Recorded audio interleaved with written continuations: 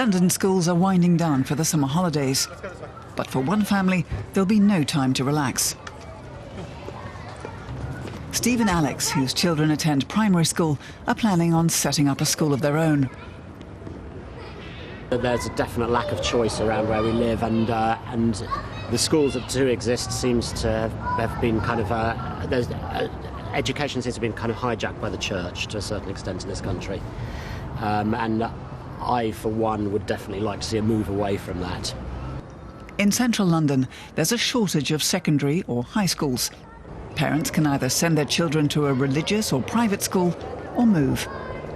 The competition is very big, and there's not enough secondary schools, you know. You have private, but non-private you don't have enough, and especially for boys, it's nothing good in this area. It's really just where are you applying to, what are you doing to prepare them. It's the sort of the stress for the children as well, I think. By the time their children finish primary school, Steve and Alex want to have their own school up and running. Are you unpacking for us? We need to get some political support, so we have meetings with Westminster Council tomorrow, actually. We need to find a building, and I think we need to work out how we can fund it separately from the government funding as well. Toby Young has all of that behind him. He couldn't find a suitable school for his children, so he also decided to open his own, together with several other parents.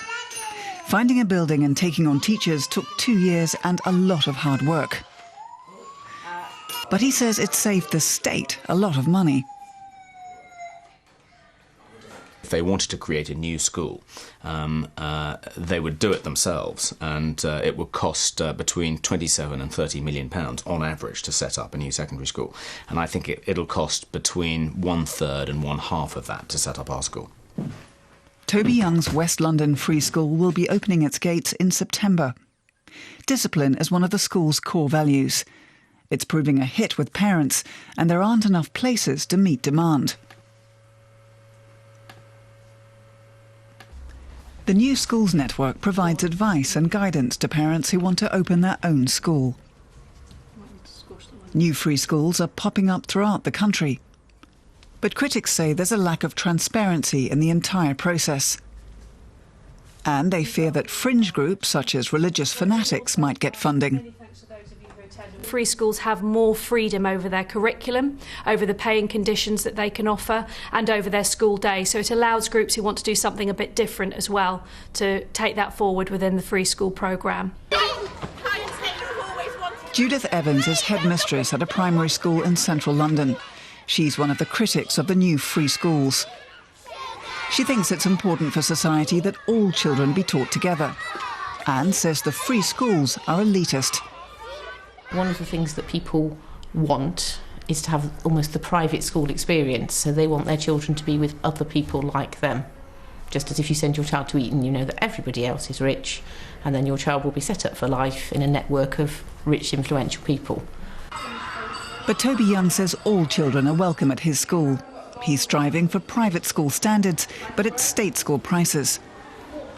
If we can set up a school which is as good as a private school, but which costs the taxpayer no more than a typical state school, then, you know, why not? The OECD's international league tables rank Britain's independent schools as the very best in the world, whereas Britain's state schools are something like 23rd amongst developed countries. Alex and Steve's dream of opening their own school is proving an uphill battle. The funding from the government won't go far enough, so they hope to get private sponsors on board. They still need to work out all the details, meaning this year's school holidays will be even busier than usual.